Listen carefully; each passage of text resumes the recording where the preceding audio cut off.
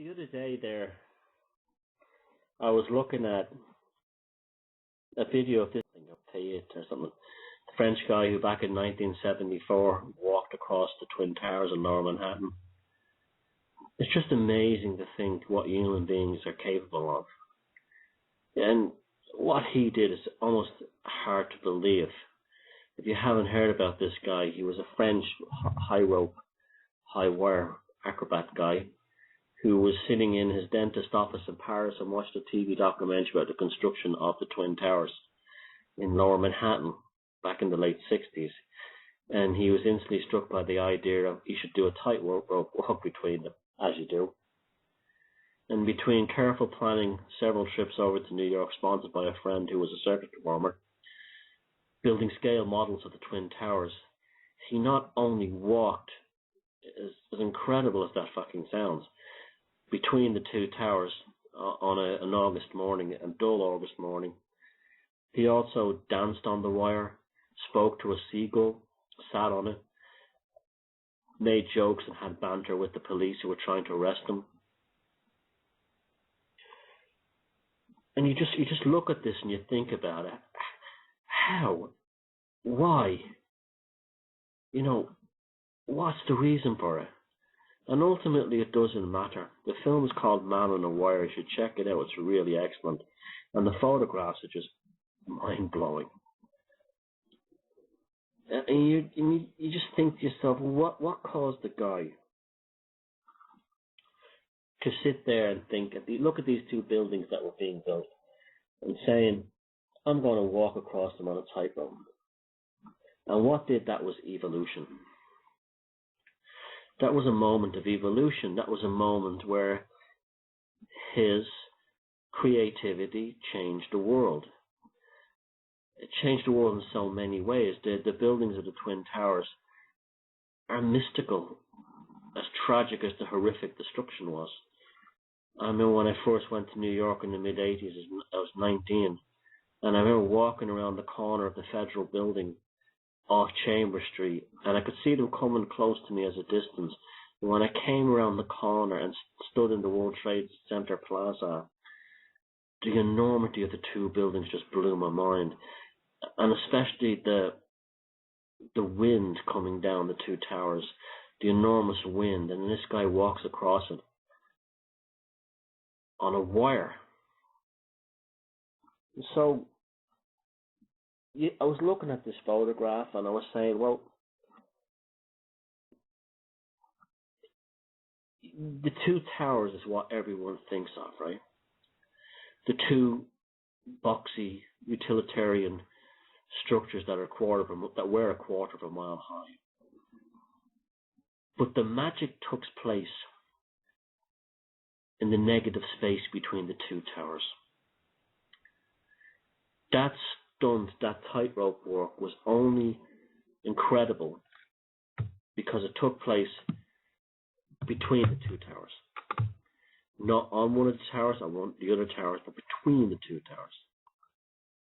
And the energy was generated by what they call the negative space between the two structures. The negative space between these two monolithic buildings. And even today, in 2013, you can watch those videos and look at those photographs and you still go, ugh.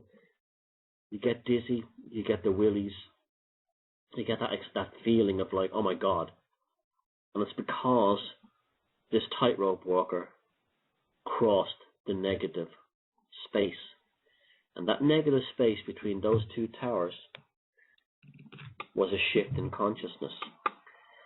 The real world, the world of consciousness, the world of the experience, took place on the roof of the north and south towers of the World Trade Center, where the police were screaming at him. That was reality.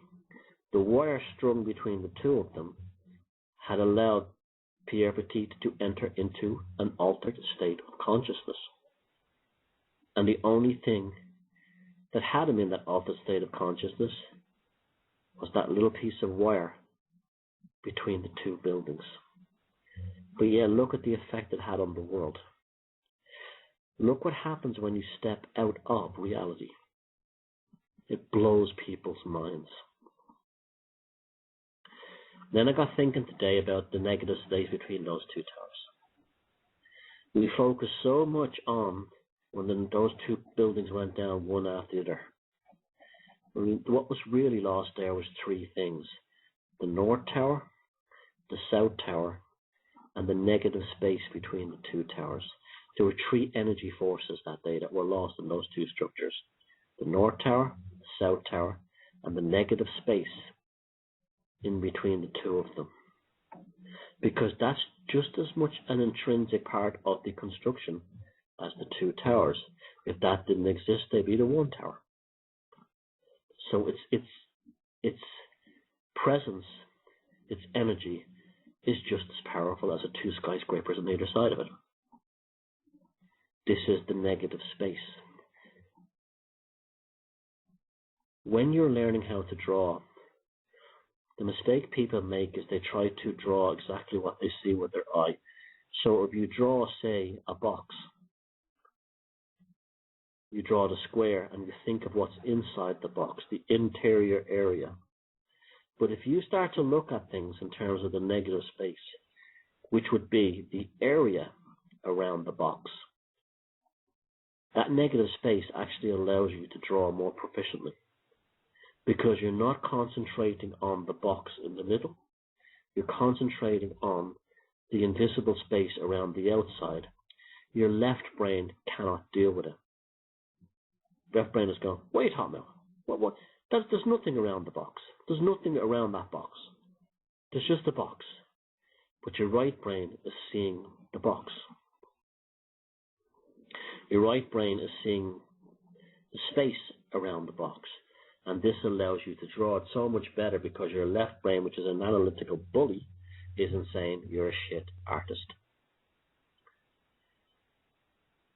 And when you look at logos, even letters, even words, just like I said, the Diana Royal logo, the Royal Seal, it's really a snake in the shape of a D.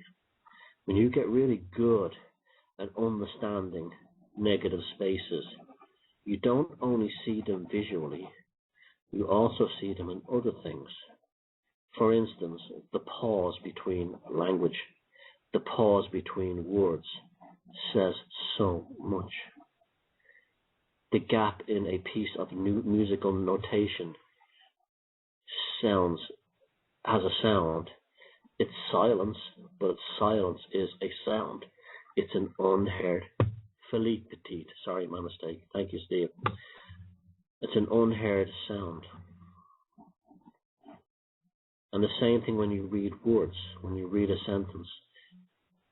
There's just as much meaning in the negative space as there is in the positive space. Hence why the great speeches, the great orators, the great actors pause. They pause at specific points, because in that negative space is your subconscious filling in the blanks of what they're trying to get you to believe or understand.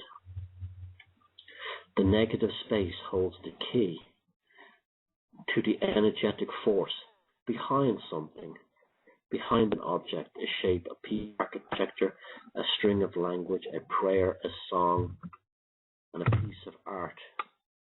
Without the negative space, it wouldn't be possible, yet we never told about these things. We never considered them. When you see the letters A, B, C, you just see three letters A, B, C. You don't see the gap between the A and the B.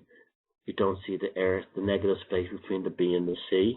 You don't see the negative space inside the B, in the upper part of the A, or contained within the C. Yet if they didn't exist, you would not see those letters.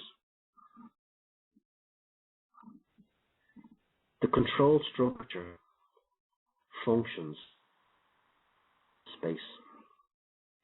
We are fooled by the sleight of hand in that negative space.